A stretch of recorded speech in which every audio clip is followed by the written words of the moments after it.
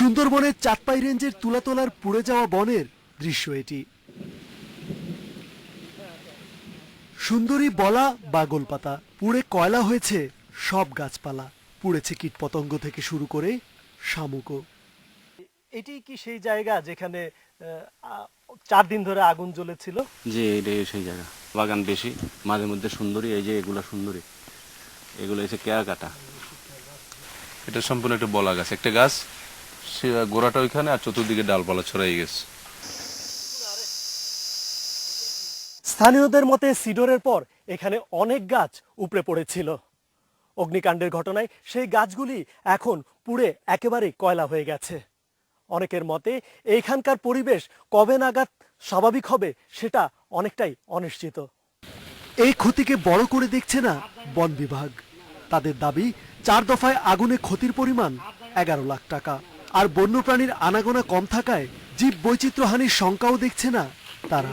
এখানে জায়গা সামান্য, ওইখানে কোনো ইম্পর্টেন্ট কোনো কিছুই ছিল না, ওইখানে ছিল নল এবং বলা। এটা অত্যন্ত সামান্য, যেটা মানে হিসাবের মধ্যেও পড়ে না, ঠিক আছে। তারপরে তো আগুন দেখে সবাই দৌড়ে আসে, মনে হয় না আগুনে কি জানি কি হয়ে গেছে।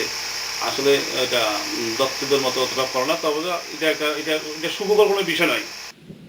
তবে বিশেষজ্ঞরা বলছেন এই আগুনের ফল হবে সুদূর প্রসারী। এতে ভেঙে পড়বে বন্যপ্রাণীর খাদ্য শৃঙ্খল, বড় রকমের হুমকির মুখে পড়বে জীববৈচিত্র্য। সেখানকার যে উদ্ভিদকুল এবং প্রাণীকুল, তারা কিন্তু অনেকটা জালের মতো একজন আরেকজনের সাথে সম্পর্কিত।